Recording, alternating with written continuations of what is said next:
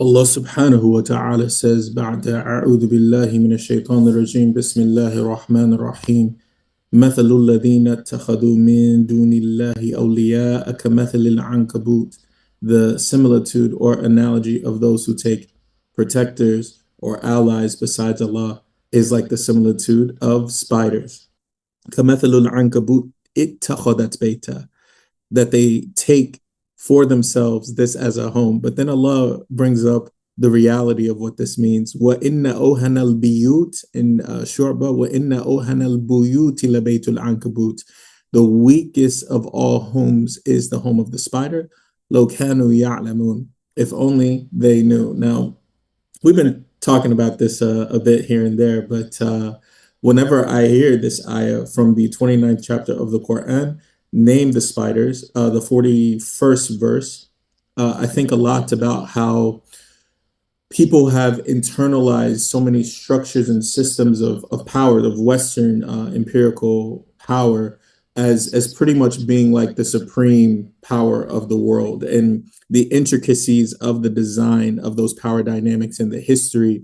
It seems like a lot of people are stuck in it, like their own little spider web. And even just what it means to take allies besides Allah, to take non-Muslims as allies, or to lean into power that is not, conducive with the trajectory of where the world is going, which is far more Islamic power, far more Muslim countries coming into their own, the global South rising.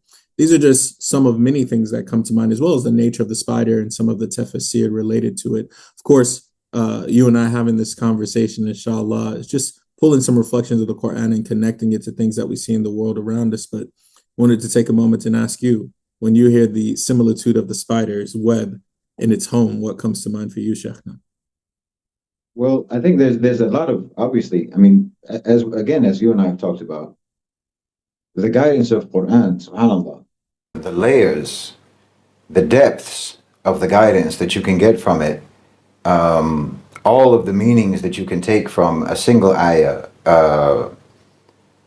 You could go on for days just analyzing and reflecting and contemplating on it.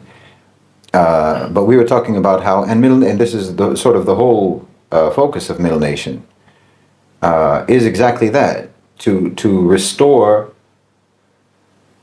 the proper place of Islamic guidance, Qur'anic guidance, the guidance of Allah subhanahu wa ta'ala, to exactly that, guidance, meaning something that you actually follow, something that you are guided by, something that actually tells you how to understand the world properly.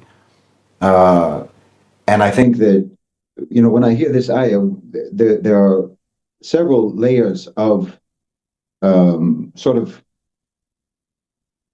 real world meaning that you can draw from it in terms of protectors and finding a home in the spider's web, or finding a home, or finding protection, finding guardianship, awliya, people that you trust, people that you rely upon for protection, people whose opinion matters to you, people who are your source of truth, meaning that you trust them. Meaning you think that they're telling you the truth. That's what trust means. You think they're telling you the truth. And patronage, reliance. There's so many different ways that manifests in our daily life. Whether you're talking politically, I mean, the first thing that comes to my mind is epistemologically. Because when you're talking about the spider's web, and finding a home in that, and seeking protection from other than Allah subhanahu wa ta'ala, the first place that my mind goes is that when you are using other than Allah subhanahu wa ta'ala and other than Allah's guidance as your source of knowledge, as your source of truth, as your source of understanding, because these are all ways that you protect yourself. The way that you understand the world is how you either protect yourself or endanger yourself, depending upon how you understand the world, and upon whom you trust or distrust, who you place your confidence in. And if that's not being guided by Allah subhanahu wa ta'ala, then by whom? Except by those who are not worthy of your trust, those who cannot protect you, But so epistemologically, I think about it in terms of you have adopted their methodologies, you've adopted their philosophies, you've adopted their ideologies, you've adopted their paradigms, you've adopted their frameworks for understanding the world. And all of these things put you in danger. All of these things put you in danger because, as Allah said, this is the weakest house. You've put yourself now in the weakest house, the house of the spider. And then the other thing that makes me think about, the other thing that I think about is, Allah subhanahu wa ta'ala never uses a metaphor recklessly or without a very clear intention when Allah subhanahu wa ta'ala uses a metaphor. And if you think about a spider, I think one of the interesting things to me about a spider is that it literally spins its home from within itself. It creates its home from within itself, unlike almost any other creature in the world. I mean, there are a few examples, but Allah subhanahu wa ta'ala presumably chose the spider because it's the most obvious and the most known, not like a mollusk or something. Sure. Some sort of an amoeba. But the spider spins the web from within itself, from the substance within itself that it secretes. It creates this web, it creates this home. And this to me is very, very apt when you're talking about the West. And I was just talking about it in a recent talk about how the West's they're intellectually inbred because they only breed with themselves intellectually, ideologically. They refuse and reject any ideas outside of their frameworks. They reject any non-Western thinkers, any non-Western thought, any non-Western ideas, any non-Western philosophy. And of course, they reject religion. They reject the ultimate source of knowledge that's non-Western, the creator of the East and the West. They reject that. And they create from within themselves their own home, their own ideological home, their own intellectual home, their own philosophical home, from within themselves, what they already have, what they already believe. And that's in and of itself is very materialistic. The substance from which it creates its whole world, its whole protection, its whole home, its whole safety net. And this is exactly like the West, epistemologically, intellectually, ideologically, politically. Everything is self-referencing, self-referential. Allahu Akbar. They're pulling it all out from themselves, and they're rejecting anything that comes from outside of them, even if that outside of them is from the transcendent, from the creator of the universe. They even reject that. It has to be right here with me in order for me to believe it and trust it and make something out of it. And if it's coming from Allah subhanahu wa ta'ala, or if it's coming from the East, or it's coming from Africa, or if it's coming from anywhere else, well, it's useless. It has to be coming directly from me because that's the only thing that I value. I find this is very Western. And then if you're going to, then obviously there's the part, and I'm sorry I'm speaking so much. No. Then there's the fact of you taking protection with these people. You're taking them as your protectors when they themselves are not protected. And they're not the ones who grant protection. You are seeking protection, again, not just literally, not just physically, not just militarily. I know most people would jump on that we rely on them for military contracts or weapons from America and so forth. That's the least issue, because even that, actually, if you think about it in real terms, no one is asking America to protect them. That's not why those military bases are there. That's not why they buy the weapons. That has nothing to do with we want you to protect us. That has nothing to do with it. They're doing that for leverage. But in fact, the purchase of those weapons is a way to avoid needing protection from America, meaning being protected against America by buying their weapons so that you can get on their good side. That's not seeking protection with them. It's seeking protection against them. But the thing that when I think about it is the thinking, ideologically, philosophically, their paradigms, their frameworks. You're seeking protection in that. You're seeking, you're making that your home. You're making that your home, whether you are in the West or not. You've allowed that spider web to reach all across the globe and until it's gotten into your own mind and into your own heart. Yeah. To where that's the way you're making sense of the world rather than seeking protection from Allah subhanahu wa ta'ala. And as he said, this is the weakest house. This is absolutely the weakest house. And of course, he's using the example of the spider web because of its own weakness, that if just a strong wind comes up, it's gone.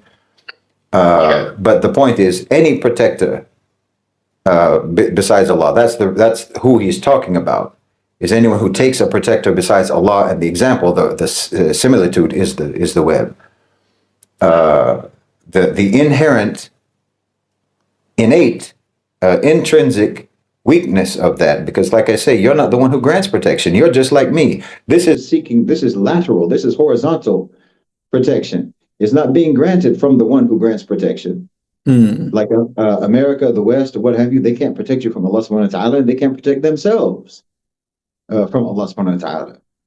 So why would you seek protection with them? Again, not just physical security protection in terms of your mind and your understanding of the world.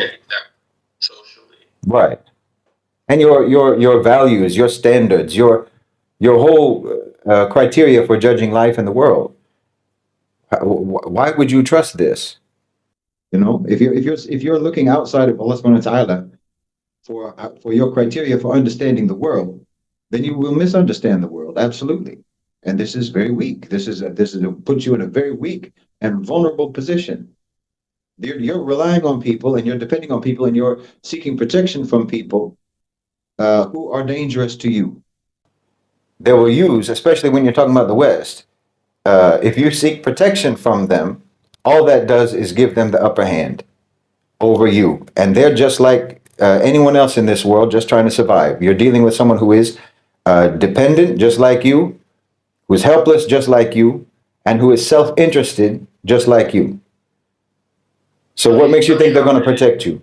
Well, what do you say about these Muslim countries and Muslim governments who are taking awliya with the West, or Abraham Accords, or like, isn't there a double standard there? That, okay, Muslims in the West, yeah, they take a lot of their ethics, a lot of their morality, a lot of their worldview from that spider's house, but aren't you seeing on a geopolitical level allyship with these proverbial spiders?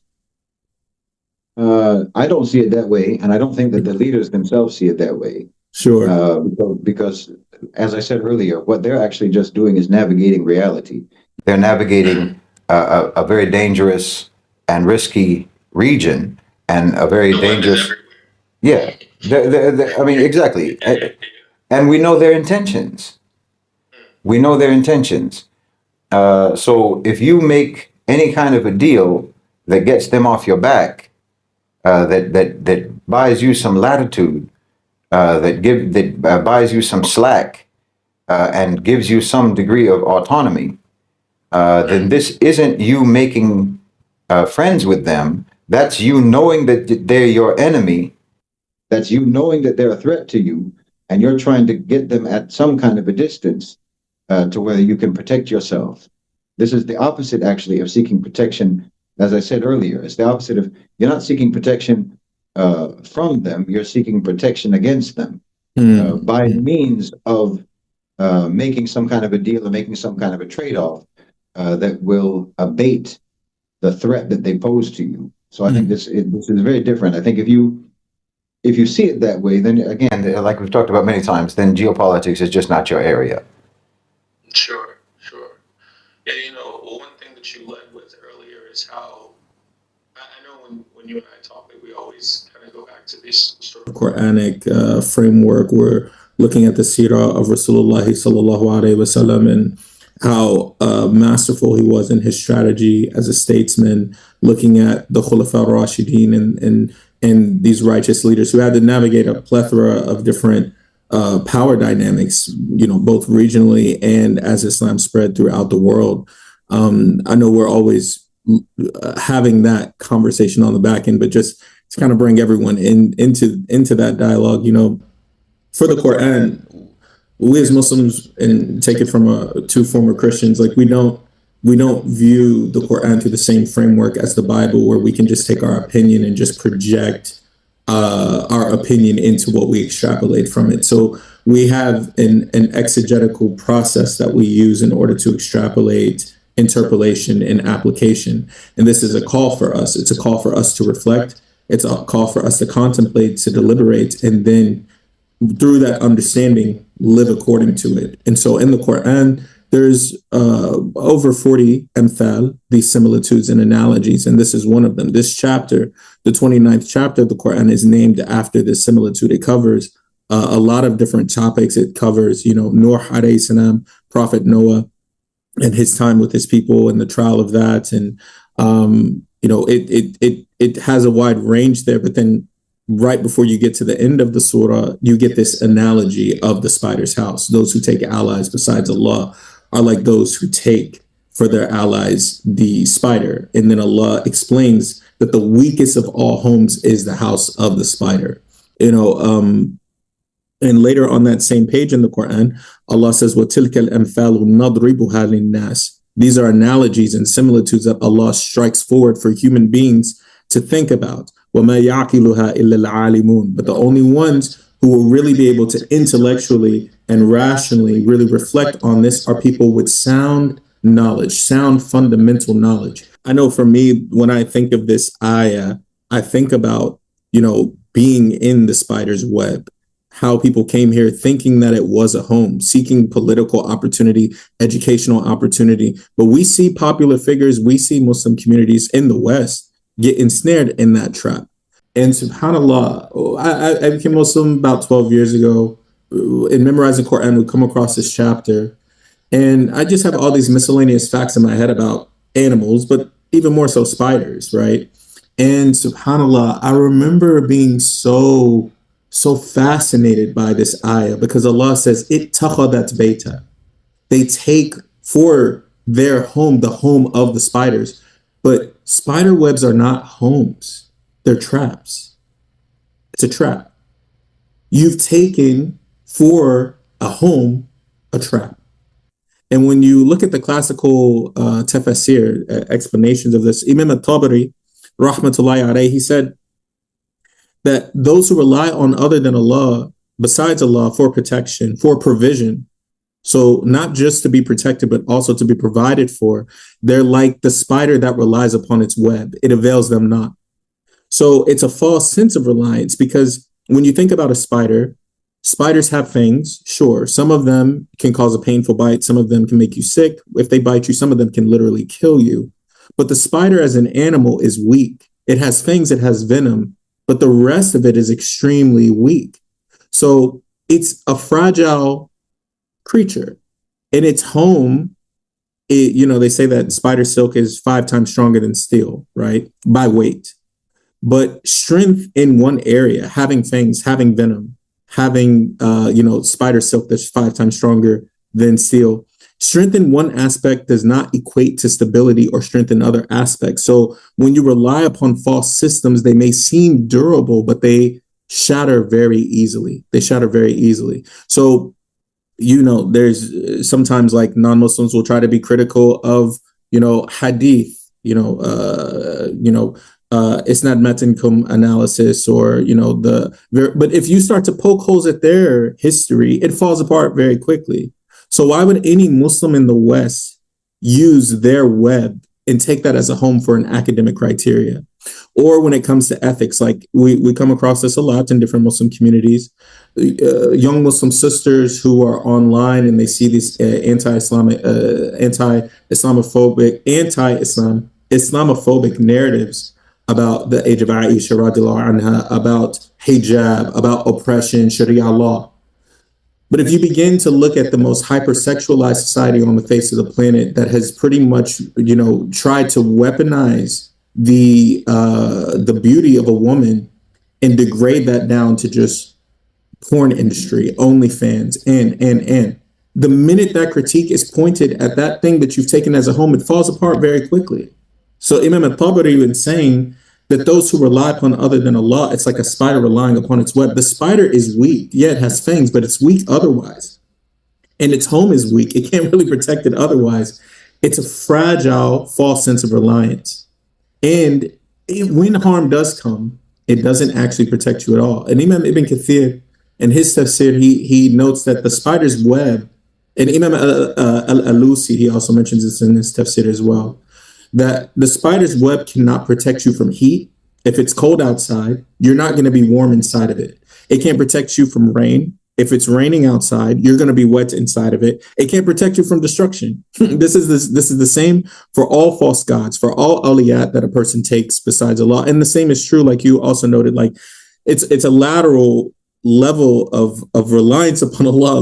Like they can't help you against Allah's plan or decree. So the appearance of the intricacy of the spider's web, it actually betrays its own weakness. You can see a spider can take hours, like in a time-lapse video. So a spider can take hours creating a web. And with the pressure of just the whole thing falls apart, And that is how it is on an epistemological level. We're seeing the fragility on an economic level. An economy so fragile that people can be deceived and lose all this money just off of NFTs and Bitcoin, all these scams and schemes on an economic level.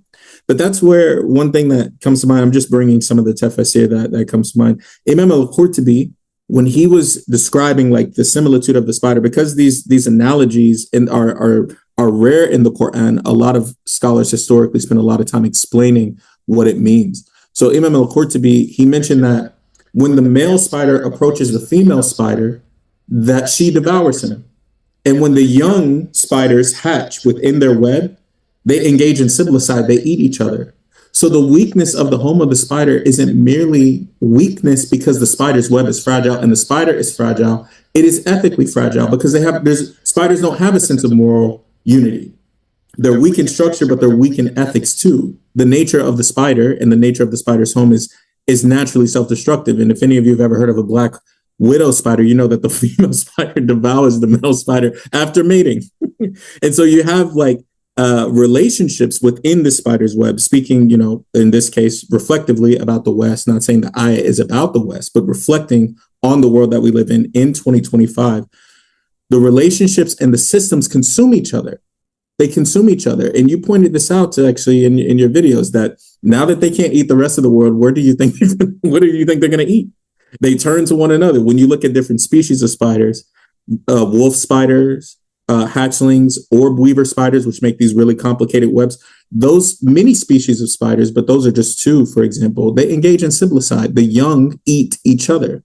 So when you are in a society that doesn't have any divine ethics whatsoever, of course they're going to devour one another. Spiders, Allah says Ankabut, plural, Ankabut, spider singular. Allah says spiders plural, but spiders are solitary creatures. Spiders live alone. They may kill intruders, they may eat each other, but their nature is a solitary one. And so when you take for your home, the home of people that only care about themselves, individualism is the whole nature of their existence, then you can't be surprised that you will also lead an isolated existence. Dr. Murthy Vivek in 2023 issued a loneliness epidemic in the United States that 1 in 2, meaning 50% of all Americans experience severe loneliness.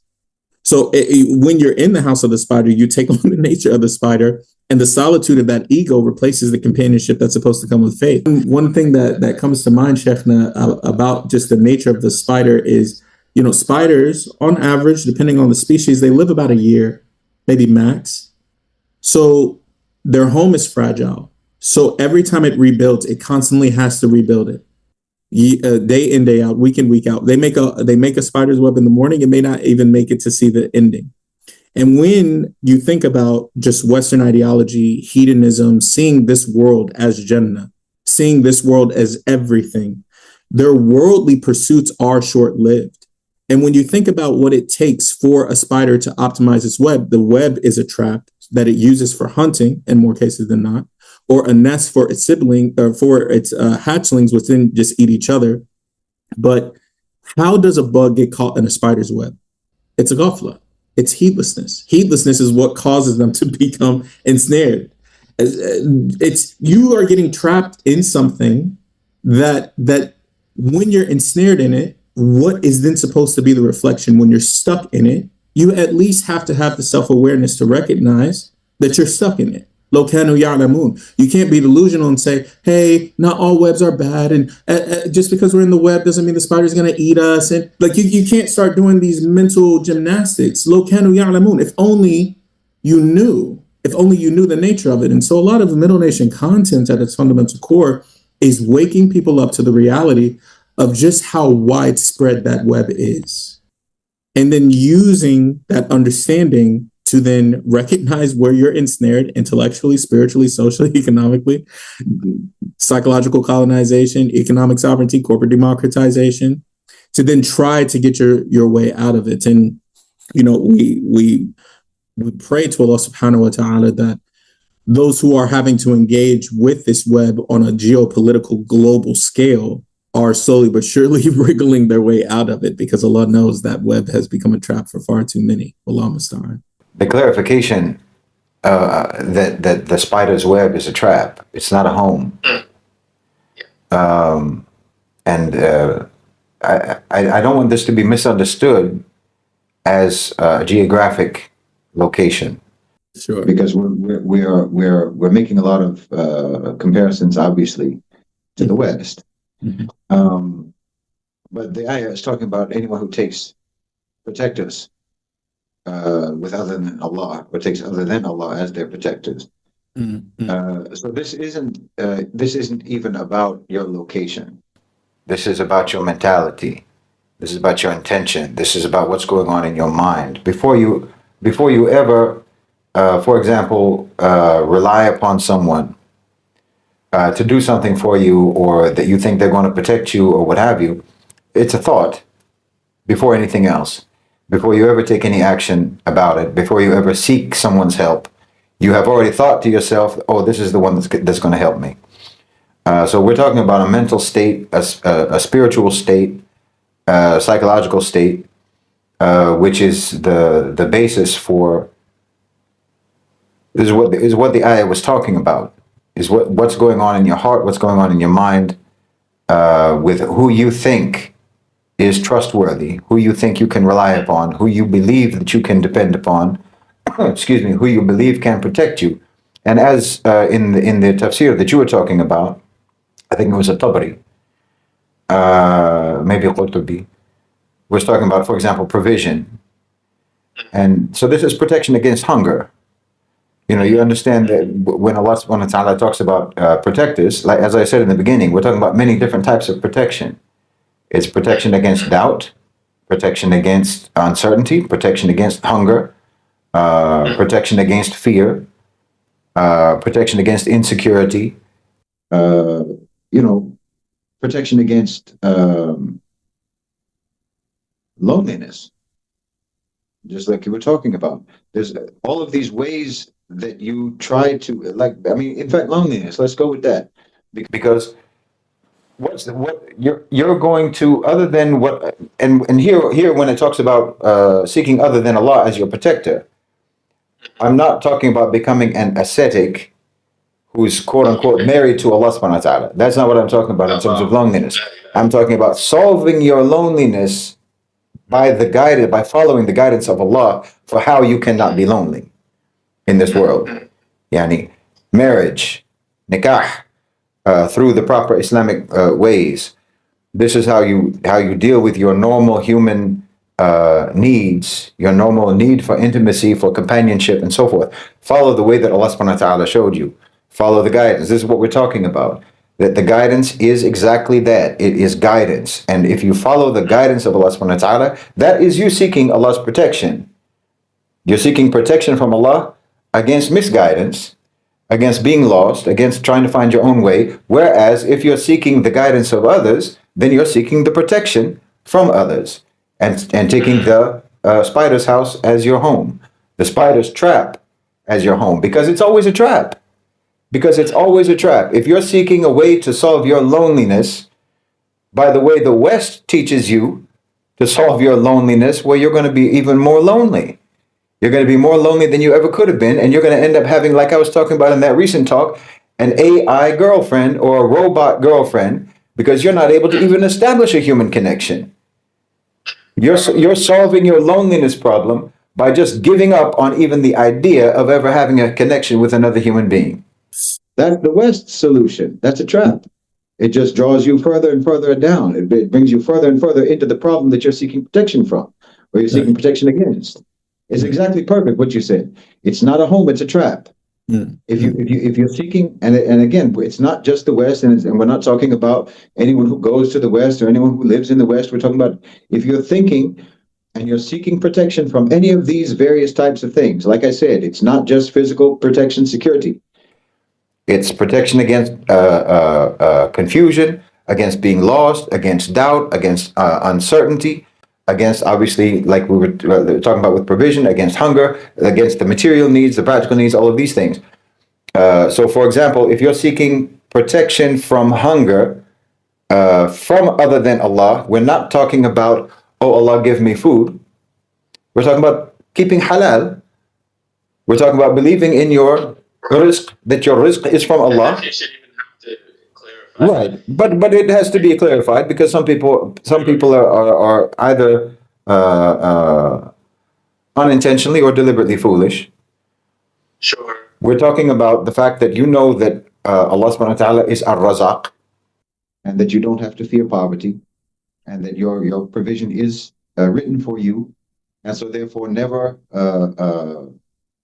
swerve into the haram in order to achieve your rizq. Don't get ensnared. Don't get ensnared. Yeah. But exactly, because if you do that, then you're doing exactly that. You're seeking protectors other than Allah subhanahu wa ta'ala, meaning I don't believe Allah is going to be the one to protect me from hunger, but I think so and so is going to protect me from hunger. I think this alcohol company will protect me from hunger if I work for them, or this house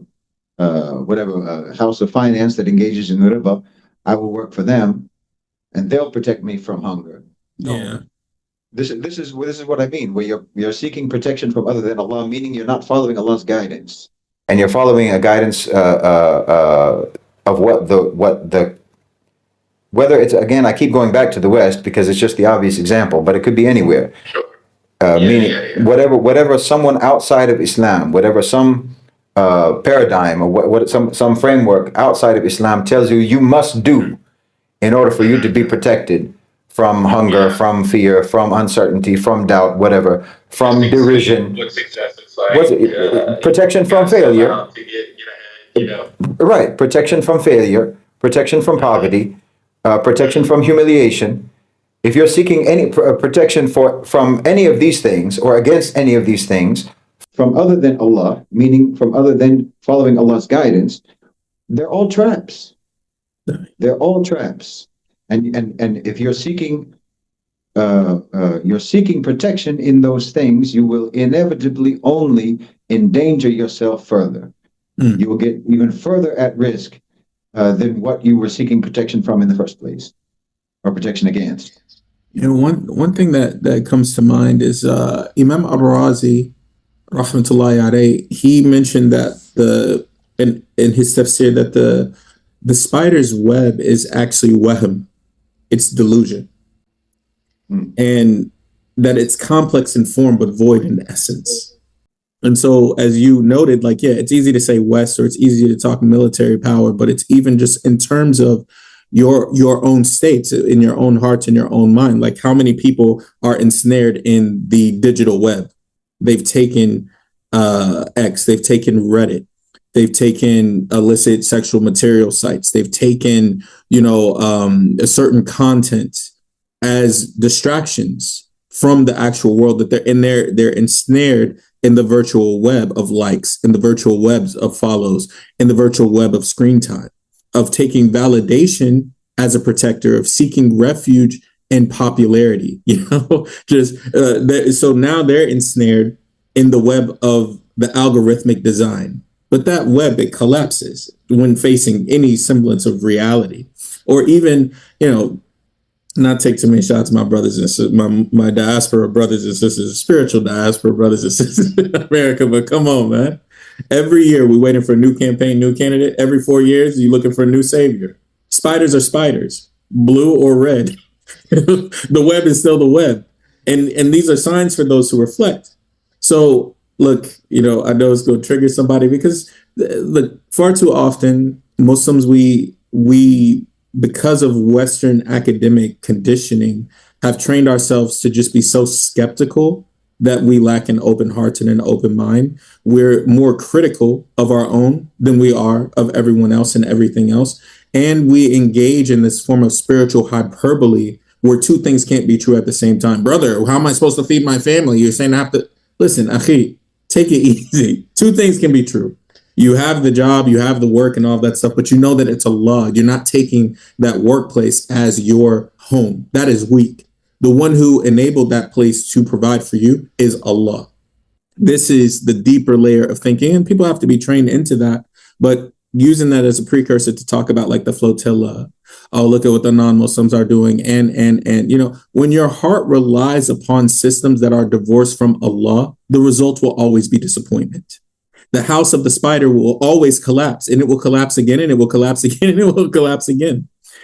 We mourn oppression, but we have to look at ourselves. We have to look at what we contribute to that. We have to be willing to unsnare ourselves from these traps that we find ourselves in. And again, like modern distractions, the material webs, the web of entertainment, the web of wealth, the web of consumerism. These are the spider's modern threads. And so whether it's Imam al-Tabari talking about the weakness of the false protectors, or Imam Ibn Kathir talking about the fragility of false power, or Imam al-Qurtubi talking about the moral cannibalism, or Imam al-Razi talking about the cognitive delusion, the oham, or Imam al-Alusi talking about the emotional and spiritual weakness of it. For us, we're looking to something deeper than that web. So now the question becomes, if you see a world immersed in the spider's web, Lokanu Ya'lamun, like, what do you think Allah is trying to tell you? It's to tell you to rely upon Him alone without partners.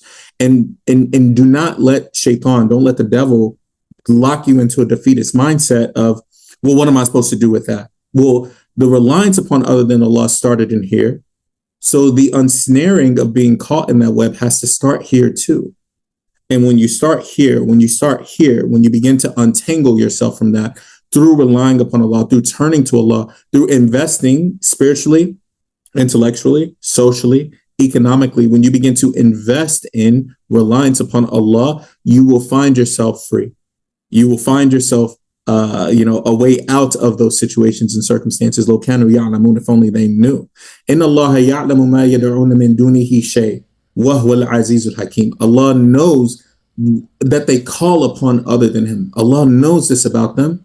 But He, Subhana, is the one who is the all-powerful, the all-supreme, and the all-wise. وَتِلْكَ الْأَمْثَالُ نَضْرِبُهَا لِلنَّاسِ. And Allah gives you these analogies to humanity. وَمَا يَعْقِلُهَا إِلَّا الْعَالِمُونَ. But the only one who's going to be able to reflect on it are those who have that sound knowledge. So this is some of just, I could honestly go on, and how that spider's web makes you think that tawakkul in Allah is not an answer. But the only reason why you're stuck in the first place is because the tawakkul was what was deficient. So fixing that deficiency, the tawakkul deficiency, is what then gives you the strength to break out of that web. It is a weak home, and don't ever let anything that you see in life make you think otherwise. وَإِنَّا أَوْهَنَا الْبِيُوتِ لَبَيْتُ الْعَنْكَبُوتِ. The weakest of all homes, and that's the riwayah of Shu'bah, the weakest of all homes is the house of the spider. So just because you're in it doesn't mean you always have to stay like that. And that's why, from a Middle Nation perspective, we have that future historical analysis. We know what Allah has promised us. So yeah, it's complex and we all feel ensnared in a lot of ways today, but it's weak, and Allah is the one that can change the tide. And Allah will do that because He promised He would. That's why, from a Middle Nation perspective and a paradigm, this is why we have that victorious narrative. Yeah, you can look at all of the things in the world and be like, wrong. They could do this better, this, that, or the third. Well, first of all, see and make sure that you're not ensnared in that Western sort of pseudo-intellectual, hyper-skeptical, overly critical, cynical mindset, and free yourself of that. And then when you fully relied upon Allah, what then does the narrative look like besides victory for the Ummah of Muhammad sallallahu alaihi wasallam? That requires a lot of psychological decolonization. You got to unsnare yourself quite a bit, but inshallah, we can work our way towards it together. I think this is one of the most important aspects for analysis with regards to that ayah and that similitude is the weakness that Allah subhanahu wa ta'ala is pointing to the weakness. And again, here it's the weakness of those who seek protection and seek protectors other than Allah subhanahu wa ta'ala, which again, as we've explained, has to do with all different areas. Even, as I say, protection against even ignorance, protection against confusion, protection against being misled, protection against being lied to, and so forth. Protection against misunderstanding.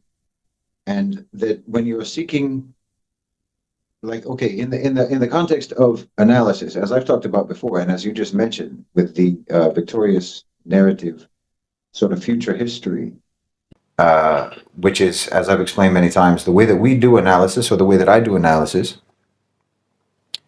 is more like looking at what's going on today from the perspective of a future historian who is writing the story, writing the history of Muslim victory, and looking at 2025 or whatever year it might be, looking at the events in 2025 and saying, explaining the history of what role those events played in the ultimate eventual victory of Islam and the victory of the Muslims.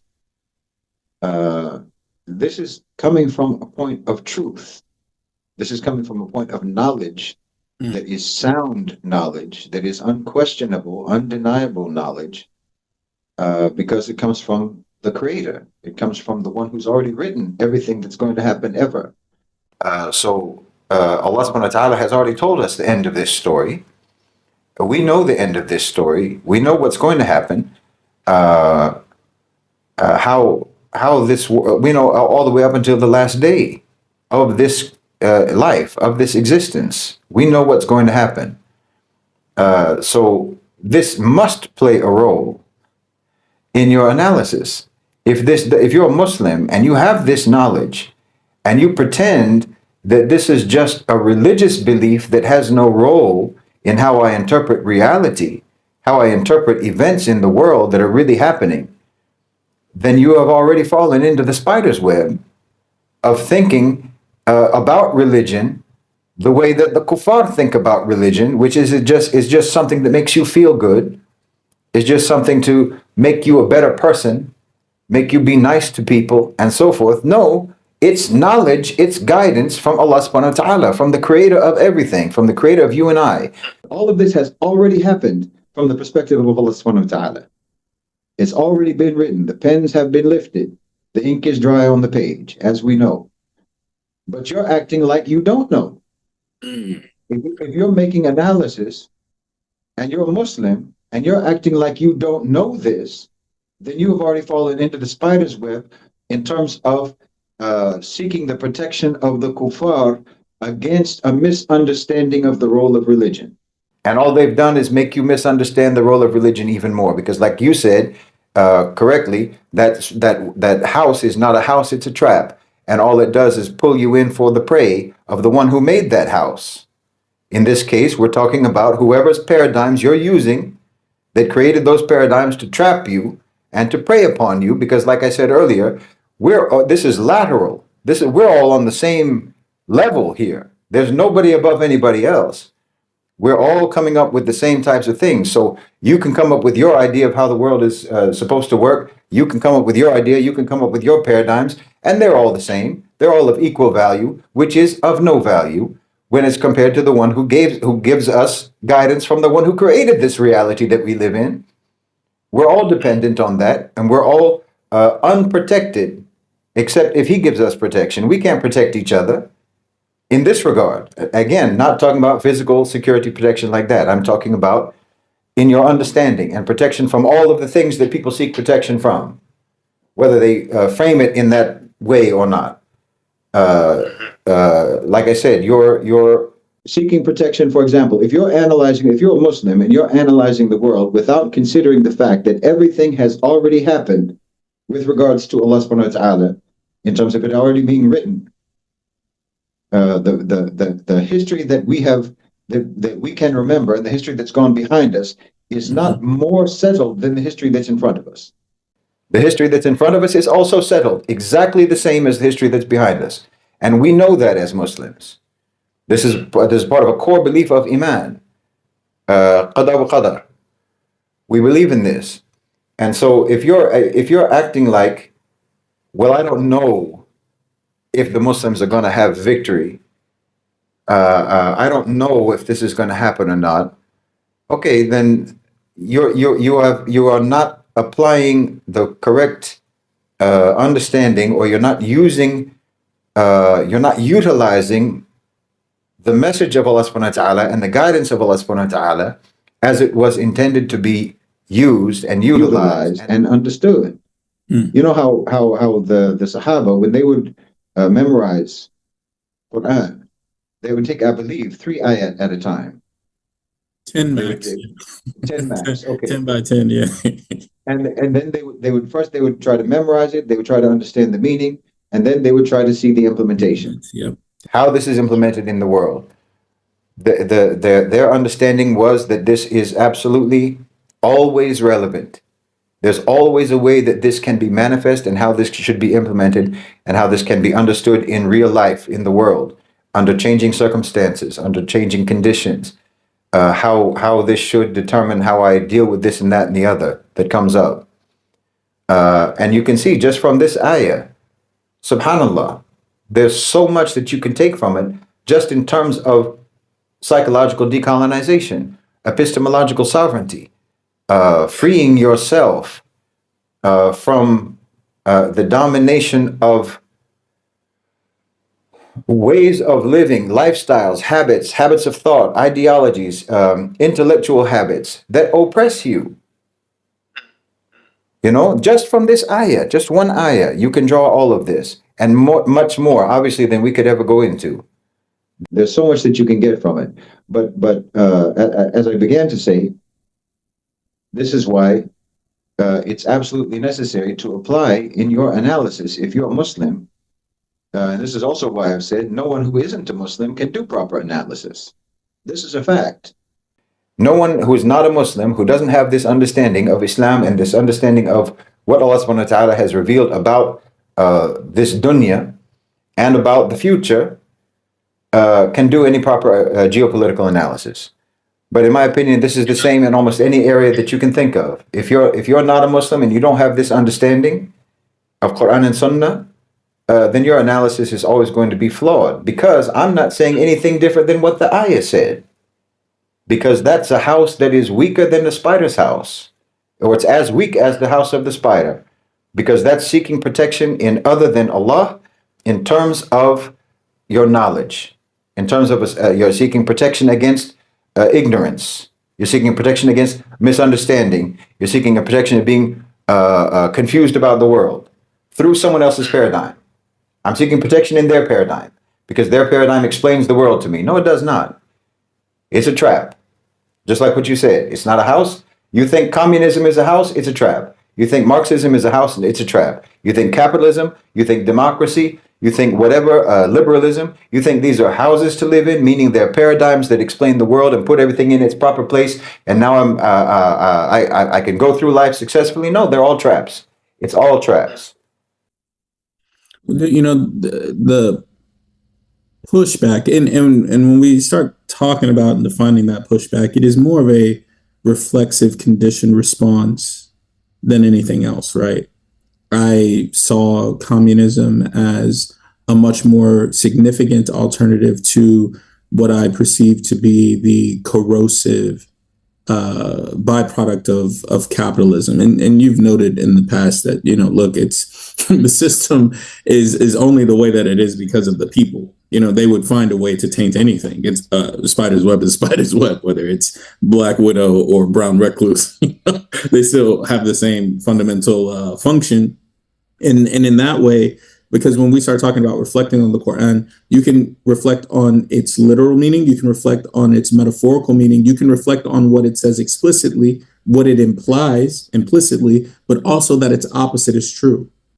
So this ayat shows us that there's a danger Shirk is not merely the one who says Jesus is the son of God and God had a son and killed his son in order to forgive the sins of people. Shirk is not merely the pantheon of gods and cow worship that you see in Hinduism. Shirk is not merely ancestral worship, or shirk can sometimes be, you've said, I can't rely upon Allah alone exclusively, so I have to rely upon this too. And shirk is at its fundamental core associationism. You've said that there has, or intermediaryism, like there has to be an intermediary between me and Allah in order for me to arrive at this thing with Allah, or I have to use this along with my understanding of Islam in order to. But no, if that was the case, then you would have to go back and rewrite our entire Islamic history, because how are they able to achieve so much? How are they able to accomplish so much? How are they able to overcome so much when all they had was Islam? No, those who take as their allies spiders, the house of the spiders, there are those who do not take that as their home. And they are not in the weakest of all homes. They are in the strongest of homes. So for anyone who needs an action item, inspect your web. What's your check? Do some housekeeping. Are you in a trap? Are you ensnared in this? Do you suffer from being in the web of whataboutism? Like you can't hear one thing without a what about. So you got to add in those extra awliya. Wallahu waliyul ladina amanu, and Allah is the ally of those who believe. Is that Allah is sufficient for us? Hasbunallah wa ni'mal wakil. Check your house. Check the house of your mind. Check the house of your heart. Check your home itself. Check your environment. Check your social circles, and ask yourself, do I depend on that which distracts me from Allah? Or am I, bait is home, dar is home, but the spider's web is a trap. So are you at home? Allahumma anta salam wa minka salam. Allah is, Allah is the source of that peace that you want. Are you finding Darus Salam, the peace that you carry in your heart through istislam, submission to Allah, as-salam, the source of all that peace? Or have you set up allies with Allah? Because that's the weakest of all houses, and that weakness will make itself manifest time and time and time again. And we ask Allah to protect us from being trapped in those webs, intellectually, spiritually, socially, economically, geopolitically, and otherwise. Ya Rabbil Alameen, Allahumma ameen. It would definitely go a long way towards that Qur'anic psychological decolonization, because look, I'm in the West, right? I see it. I see it all the time. From people think that the web of like the Christian anti-Islam dawah, they think that it's a complex thing. It's a weak house. People think that the, gender wars that exist online, that it's a complex. It's not. These are just spiders eating each other, It's very sort of appalling that we have to actually say this, but Yes. but it is something that we have to say to our own brothers and sisters. Allah subhanahu wa ta'ala told you the truth. Mm-hmm. Just that. Take that. Think about the implications and the ramifications and the repercussions of that fact. Allah subhanahu wa ta'ala told you the truth. Best. If you think about it, if you ponder it, if you reflect upon it, if you contemplate that fact, you'll be fine. You should be fine. And all of this other noise will fade away. And that fact should be enough. I mean, we talk about psychological decolonization of the Muslims and of the global South more broadly. This should be easier for the Muslims than anyone else. It should be easier for the Muslims than anyone else. Because if you're a non-Muslim in the global South, if you're a non-Muslim in a formerly colonized and currently neo-colonized country, you have to decide what you're going to fall back on.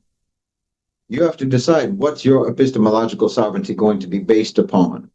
Is it going to be based upon our pre-colonial ways, our pre-colonial ideas, or are we going to now adopt, as many of them did, Western leftist ideas? We're going to adopt communism or Marxism, socialism, which is you're just taking another ideology from your colonizing countries, taking more ideologies from the West and adopting it, as you were saying, as a reaction to another Western ideology, rather than coming up with your own, or, like I say, Either you're going to go back to the pre-colonial traditions and ideas and heritage and whatnot, or you're going to take from some oppositional ideology that exists from the West, or you have to come up with something. You have to invent something. We don't have to do any of that. Yeah. Islam was with us before and during and now. The Qur'an was with us before, during, and now. Colonization. And it's, as I say, if you understand, Allah subhanahu wa ta'ala told you the truth, you don't need anything else. This should be enough to decolonize your mind. But I understand that spider keeps spinning webs all the time, and it's very difficult. They get all in your face, and it's very difficult to keep those webs off of you sometimes. But I mean, like you were talking about. I mean, with the gender wars and the culture wars and the race issues and the whatever LGBT issues, the feminism, the red pill, the this rights and those rights, and so on and so on and so on. All of that seems important. And like you said, I'm just taking this ideology as a response to something that was a more destructive ideology and whatnot. Okay, well, some spiders eat your insides out, some spiders eat your head off. It's not a big difference. You're either following the truth or you're following various versions of falsehood that are varying degrees of comfort level for your nafs. That's all that is. But you're never going to be safe. You're never going to be protected. You're certainly never going to be guided. You're never going to be right. You're never going to understand the world. You're never going to have protection against all of those things that we talked about. You're never going to be protected from confusion. You're never going to be protected from doubt. You're never going to be protected from falsehood. You're never going to be protected from wrong. You're never going to be protected from psychological instability, emotional instability, hopelessness, fear, sadness, depression. None of these things can protect you from any of that. Only following the truth, because Allah subhanahu wa ta'ala told you the truth. So if you want to seek protection from falsehood, you have to go to the one who tells you the truth. The one who is al-haq, who can tell you the truth. I mean, if you, like I say, subhanAllah, this in and of itself should be enough of a statement to decolonize the mind, the psyche of any Muslim. Allah told you the truth. He told you the truth about the kuffar. He told you the truth about kufr. He told you the truth about shaitan. He told you the truth about iman. He told you the truth about Islam. He told you the truth about Jannah and Jahannam. He told you the truth about all of these things. This should be sufficient. But the problem, for any Muslim. The deficiency is conflating or reducing out of ignorance or out of arrogance, or maybe a mix of the two, what Allah said with everything else. And that we know that Allah created the spider.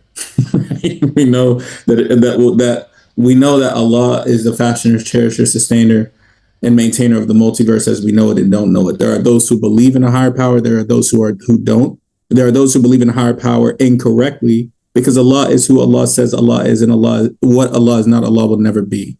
So we don't need to make up who God is when God has told us who he is, and that is in the Qur'an. There are those who believe that the Qur'an is from God. There are those who find reasons to not believe that. But as you said, Muslims should be it should be easier for us. Say adhakaru man yakhsha, only one that's going to be reminded is the one that has some semblance of khashiyatullah, of deep reverential fear of their Lord unseen, the one that they know, to him we shall all return. So the deficiency that makes it hard for a person to be like, well, Allah said it, khalas, that's sufficient for me, is maybe ma qadarullah haqqa qadri. You've not thought about Allah the way that you should actually think about Allah. And maybe that's because the web that you're caught in has made you think all things are equal. No, they definitely are not. Ma qadarullah haqqa qadri. You've not really given Allah the estimation that Allah is due. The one that created everything with kun fayakun, be so it is, the one that put you here, the one that will take you from here and will ask you about everything that you did. There's a disconnect there where now the discourse or conversation or even analysis, or even epistemological sovereignty, you will have like the whatabouters. It's like, yeah, but can we use communism or socialism or these systems of thinking? Can we use Western psychology and then bridge that into, something for the deen? It's like, if you have the deen, then you can come up with a new framework. Maybe it will mirror some of the things that work in other systems, but you don't need other systems to come up with that framework, because the framework of what Allah made is sufficient. We don't have to add any weak elements to it. You don't have to say, but the spider's web is 5 times stronger than silk by weight. No. It's still a spider's web. We don't have to use that for building materials. We can use something else, but there has to be a paradigm shift there. And maybe in our next session, we can actually, pull an example from the Qur'an that perfectly encapsulates what makes it hard for people to adopt that paradigm, inshallah. So, Jazakallah khairan, Shaykh. I don't want to keep you longer than I already have. I appreciate your time and I appreciate the conversation. And to all of you who joined us as well, we appreciate you and look forward to seeing you in the next one. Wa jazakumullahu khairan. Assalamu alaikum. Wa alaikum assalam wa rahmatullahi wa barakatuh.